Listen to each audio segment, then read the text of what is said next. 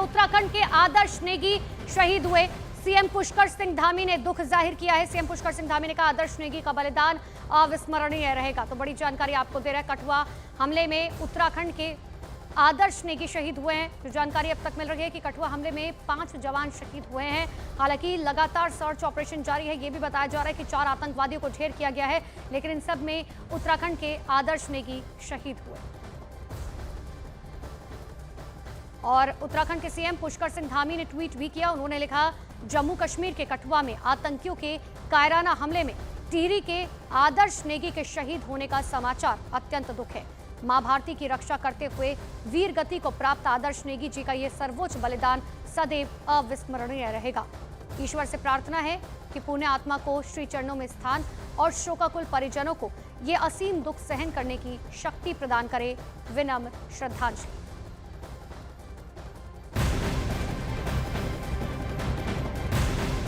तो कठुआ में आतंकी हमले के बाद सेना ने ऑपरेशन को तेज करते हुए स्पेशल फोर्स को मुठभेड़ वाली जगह पर उतारा। रात में हेलीकॉप्टर से विशेष कमांडो कठुआ पहुंचे, जहां पर जंगलों में छिपे आतंकियों की नाइट विजन कैमरे और ड्रोन की मदद से तलाशी की जा रही है। हेलीकॉप्टर के जरिए भी आतंकियों की तलाश की जा रही है। कल कठुआ में हुए हमले में 5 जवान शहीद हो गए थे, वहीं 3 की हालत बहुत गंभीर बताई जा रही है। इस ऑपरेशन में special force, Jammu Kashmir police, SOG, अर्धसैनिक बल शामिल है। तो बड़ी जानकारी आपको दे रहे हैं, जहां पर स्पेशल कमांडोज जो है देर रात हेलीकॉप्टर के जरिए पहुंचे। और सबसे बड़ी बात यह है कि नाइट विजन के जरिए भी जो है ये कोशिश की गई, क्योंकि अमूमन रात में आतंकवादी ये मानते हैं कि वो कहीं भी जो है घूम सकते हैं, किसी भी तरीके से जो है वो अपना आगे का सफर तय कर सकते हैं। और इसीलिए नाइट विजन कैमरे के जरिए जो है अब इन आतंकवादियों को ढूंढा जा रहा है। बिल्कुल, मैं इस वक्त जो ग्राउंड जीरो है वहाँ मौजूद हूँ और यही वो ट्रक है जिसपे कल हमला हुआ था, ग्रेनेड फेंका गया, उसके बाद ताबड़तोड़ जो है वो फायरिंग की गई। और मेरे हाथ में आपको मैं दिखाता हूँ, यही वो AK-56 की जो गोलियाँ हैं उसके खोल है और ये अभी भी यही पड़े हुए हैं जो मेरे पास है इस वक्त। तो इससे ये आप लगा सकते हैं अंदाज़ा के जो 4 से 5 जो आतंकवादी हैं उनके पास AK-56 जो है वो राइफल रही होगी और उसी के चलते जो है ये प्लान के साथ किया हुआ अटैक है। ऐसा नहीं लगता है देखकर कि यका वो आए और अटैक कर दिया, क्योंकि जिस तरह की टोपोग्राफी है और जिस तरह का टेरेन है, ऐसे में लगता है कि उनको ये मालूम था कि यहाँ पे जो रास्ता है वो काफ़ी खस्ता हाल है और यहाँ पे जो स्पीड है वो काफ़ी कम हो जाएगी। जो मैंने यहाँ पे एक चीज़ जो है वो ऑब्जर्व की है कि यहाँ पे जो गाड़ी है आप ज़्यादा तेज चला नहीं सकते। तो ये आतंकवादियों ने रेकी की होगी कि यहाँ पे जो स्पीड स्लो होगी तब हमला करना काफ़ी आसान रहा होगा। पहले ग्रेनेड फेंका, उसके बाद जो है गाड़ी जब काफिला रुक गया उसके बाद जो है फायरिंग की और 4 से 5 जो आतंकवादी हो सकते हैं, क्योंकि 2 ट्रक पे हमला किया गया है। जो सामने एक ट्रक है उस पर भी हमला हुआ है और जो मैंने अपने पास जो एक ट्रक को दिखाया उस पर भी हमला किया गया। वहाँ पे जो ब्लड स्टेन्स हैं वो पड़े हुए हैं। तो वही हमला कैसे हुआ, आतंकियों ने कहां से गोलीबारी शुरू की और सेना ने कैसे उनका सामना किया, पूरी कहानी वहां मौजूद चश्मदीदों की जुबानी सुनिए। मैं सर इधर मेरे अलावा 5-6 बंदे और थे, दुकान पर सौदा लेने के लिए आए थे। लेकिन पहले गाड़ी गई, लोकल गाड़ी जो बस होती है, उसके बाद 2 गाड़ियां आर्मी वाली की आ गई और इधर से एक टिपरा है साइड से, उनको क्रॉसिंग दी। जब क्रॉसिंग दी तो टिपर जहां से इधर पहुंचा था आगे, तो गाड़ी को हम अंदर सौदा दे रहे हैं तो एट ए टाइम फायर हुआ, छोटा फिर बड़ा हो गया। तो हमने जो अंदर आदमी 4-5 बैठे, हमने गाड़ी का आर्मी वाले को गाड़ी का टायर पंचर हो गया, क्योंकि गाड़ी तो हमने देखी थी गाड़ी जा रही थी। उसके बाद एट ए टाइम फायरिंग शुरू होगी। तो वही हमले के बाद फारूक अब्दुल्ला ने एक बार फिर से पाकिस्तान से दोस्ती का राग अलापा और कहा दोनों मुल्कों में तबाही रोकने के लिए बीच का रास्ता अपनाना ही होगा। कि टेररिज्म किसी को मदद नहीं करेगी। अगर वो मुल्क जो इनको भेज रहा है, हमारा पड़ोसी, और ये समझता है कि इससे वो यहाँ की तब्दीली लाएगा, वो नहीं होगा, ये फेल हो जाएंगे। आज 5 जवानों ने शहादत दे दी है, 5 सीरियसली अस्पताल में है। क्या इससे बॉर्डर बदलेगा?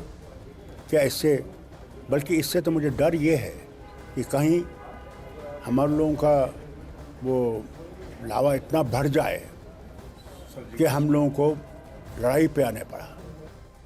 एक बार फिर से फारूक अब्दुल्ला राग अलापते हुए नजर आ रखे हैं कि पाकिस्तान से बात करनी चाहिए।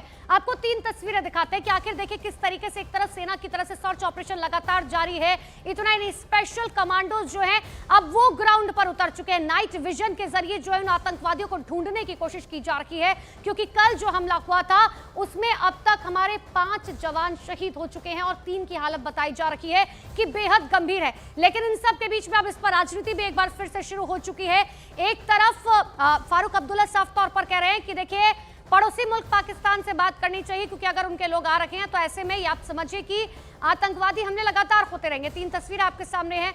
आतंकी हमले में 5 जवान शहीद हुए हैं, जिनमें आदर्श नेगी की तस्वीर आपको दिखा रहा है, उत्तराखंड जिले से हैं, जिनके लिए पुष्कर सिंह धामी ने बाकायदा ट्वीट भी किया है। और दूसरी तस्वीर आपको दिखा रहा है, कश्मीर टाइगर्स ने इस पूरे हमले की जिम्मेदारी ली है। कल जिस तरीके से हमला किया गया, सेना के वाहन पर ग्रेनेड से हमला किया गया। और तीसरी तस्वीर आपको दिखा रहा है, अब इलाके में 24 घंटे सर्च ऑपरेशन लगातार जारी है। दिन और रात मिलाकर यह ऑपरेशन लगातार किया जा रहा है। 4 लोगों ने अपनी शहादत दी है। मैं उनकी शहादत को प्रणाम करता हूँ। जम्मू कश्मीर में दूर दराज के पूरे हिंदुस्तान से अपनी मातृभूमि, अपना जो सर है उसको जम्मू कश्मीर माना जाता है। जम्मू कश्मीर में फिर से व्यवस्था सुधरे, उसके लिए उनको घेरा भी गया है। मुझे लगता है कि जल्द उनको मार भी गिराया जाएगा और इस प्रकार की जो कोशिशें हैं उसको नाकामयाब बनाया जाएगा। सरकार की तरफ से भी खुला हाथ है और जीरो टॉलरेंस की नीति पर काम चल रहा है। लोगों में गुस्सा है, ये चीज़ें काबिल बर्दाश्त नहीं हैं। सरकार को ठोस कार्रवाई करनी चाहिए और ये भी बताना चाहिए क्या वजह है कि आपका सिक्योरिटी तंत्र कमज़ोर हुआ।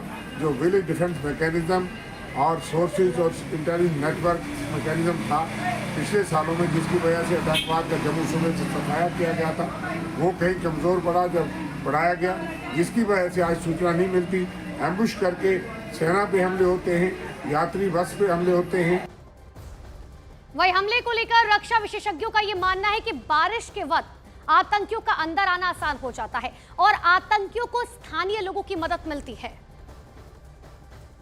So the challenge for the state and the security forces is even greater. But every time there is such an attack, I think we have to go back to the drawing board in a very calm and objective way. You know, sometimes unfortunately because of the way in which the media projects these incidents, they get sensationalized.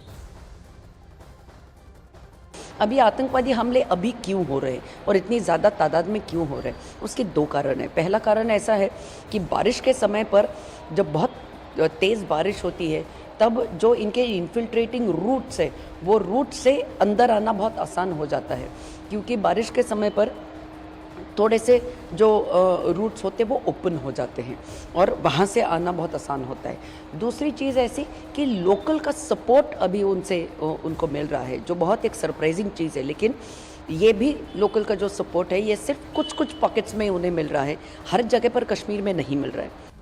तो कठुआ हमले से जहां एक तरफ देश में गुस्सा है, वहीं सियासत भी शुरू हो चुकी है। शिवसेना नेता संजय राउत हमले को सरकार की नाकामी बता रहे हैं, वहीं बीजेपी चुन चुनकर बदला लेने की बात कह रही है। कायर पाकिस्तानी आतंकवादी छिपकर जिन्होंने पीठ पर वार किया है, इनको इस दुस्साहस की भारी कीमत चुकानी पड़ेगी। इन कायर पाकिस्तानी आतंकवादियों का हमारी सेना ने चुन चुनकर पहले भी सफाया किया है और आगे भी इनके हर षड्यंत्र को विफल किया जाएगा।